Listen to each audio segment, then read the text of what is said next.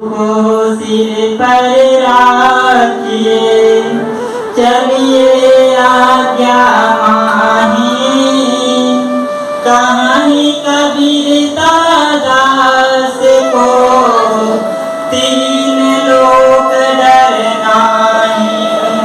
मेरे आध्यात्मिक जीवन के मार्गदर्शक परम पूज्य गुरुदेव जी, कबीर पार्क निकेतन चैरिटेबल ट्रस्ट के सत्संग भवन में उपस्थित धर्म प्रेमी सज्जनों तथा देवियों, आप सभी के चरणों में त्रिवार साहेब बंदगी, साहेब बंदगी, साहेब। सद्गुरु कबीर साहेब ऐसे महामानव थे जो कि किसी के पक्ष नहीं लेते थे। वो मानव के ही कल्याण, मानव के ही उद्देश्य के लिए कार्य करते थे। जब समाज में कोई भी घटित घटना होता था, उसी को प्रेरणा स्रोत बनाते थे सद्गुरु कबीर साहेब। सद्गुरु कबीर साहेब कभी नहीं वेद का उदाहरण दिए, न किताब का उदाहरण दिए। वो समाज में जो घटते थे घटना, उसी को देख करके सद्गुरु कबीर साहेब प्रेरणा देते थे लोगों को। जब इसी तरह की धूप होगी, जब कबीर साहब जा रहे थे रास्ते चलते, तो रास्ते पर एक वृक्ष के छाया में कबीर साहब रुक गए। तो वृक्ष छाया तो दे नहीं रहा था, लेकिन बहुत उसकी छाया बहुत दूर था। उस वृक्ष का तो नाम आप लोग जानते ही हैं।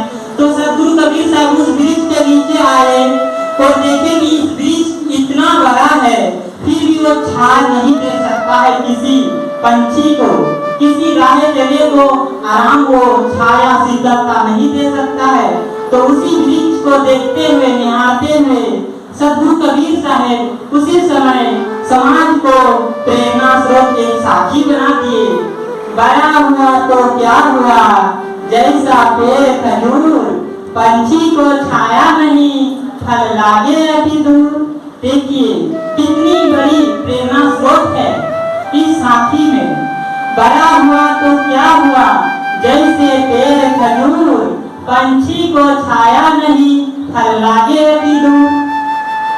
खजूर का वृक्ष तो आप लोग देखे ही हैं, और खजूर का वृक्ष का फल कोई खा भी नहीं सकता है, क्योंकि उसका फल जो है इतना ऊपर में फलता है कि वो कोई तोड़ ही नहीं सकता है, तो खाएगा कहाँ से।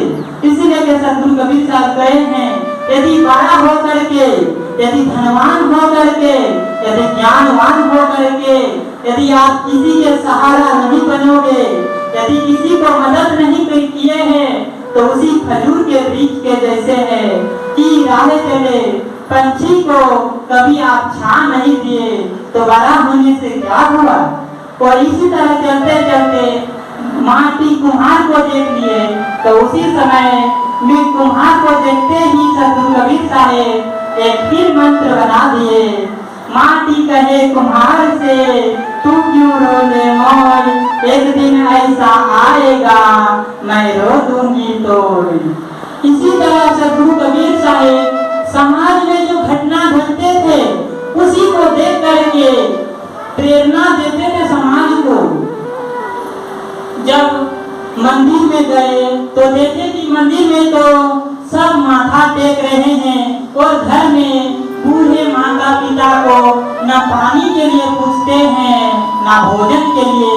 तो उसी समय मंदिर के पास ही खड़े खड़े कबीर साहब बोलते, पाहन पूजे हरि मिले तो मैं पूजूं पहाड़, इससे बड़ा चक्की जो पीस खाए संसार। देखिए सद्गुरु कबीर साहब कितनी बड़ी प्रेरणा स्रोत कहे हैं समाज के लिए। यदि आप छोटा पत्थर पूजेंगे तो उससे यदि भगवान मिलेगा, तो मैं पूरा पहाड़ को क्यों ना पूजूंगा। पूरा पहाड़ में पूरे पत्थर होता है, उससे हमें भगवान मिल जाएगा। इससे भला जो चक्की जो पीस खाए संसार, इससे अच्छा तो वो चक्की है ना जो जाता। वो माता जी सब तो अब यूज उतना नहीं करने लगे, अब कम हो रहा है उसका जाता का, तो फिर भी घरों में कहीं कहीं पाया जाता है। उस चक्की, पहले के जमाने में चक्की होता था, उखल होता था, उसी से माता जी सब जो है चावल तैयार करती थी, आटा तैयार करती थी और दाल जो तैयार होता था उसी चक्की से ही। तो सतगुरु कबीर साहब बोले, पाहन पूजे हरी मिले तो मैं पूजूं पहाड़, इससे वाला चक्की जो पीस खाए संसार। इससे अच्छा वही चक्की जो है जो सारा संसार को पीस करके अपने अनाज को पीस करके वो चावल बनाता है, आटा बनाता है और दाल बनाता है। उससे अच्छा वही चक्की तो है, चक्की को ही तो पूजना चाहिए। आप पत्थर को पूजने से क्या होगा? अपने घर में माता पिता को पूजिए, बुजुर्ग दादा दादी को पूजिए, इससे क्या आपको आशीर्वाद मिलेगा। आशीर्वाद देंगे वो सब खुले दिल से। और इसी तरह मुल्लाओं के बस्ती में भी गए तो देखे कि मस्जिद से आवाज आ रहा है, तो फिर कबीर साहब बोले मुल्ला को, कंकर पत्थर चून के मस्जिद लियो चुनाए, ताजरी मुल्ला बांध दे, क्या बहरा हुआ खुदा? क्या यदि आप खुदा को बुलाते हैं माइक से तो क्या आपका खुदा बहरा है? नहीं सुन रहा है क्या माइक से बुला रहे हैं? तो इसी तरह सतगुरु कबीर साहिब जो हैं मानवतावादी थे, मानव के सुख दुख को देख करके उसको प्रेरित करते थे और हमेशा सतगुरु कबीर साहिब जो है मानव के विषय में ही चिंतन करते थे। इसलिए कहते सतगुरु कबीर साहिब गए हैं, मानुष तेरा गुण बड़ा मांस न आवे ताज, हार न होते आवरण त्वचा न वाजन बाजा। ये मनुष्य आपका सबसे श्रेष्ठ गुण ही है, आपका ना मांस काम में आएगा ना चाम काम में आएगा, आपका सबसे श्रेष्ठ गुण है। गुण को इतना प्रखर बनाइए ताकि आप सतगुरु कबीर साहब के जैसे हो सके। इन्हीं शब्दों के साथ मैं अपने वाणी को विराम देता हूँ। बोलिए सतगुरुदेव की जय।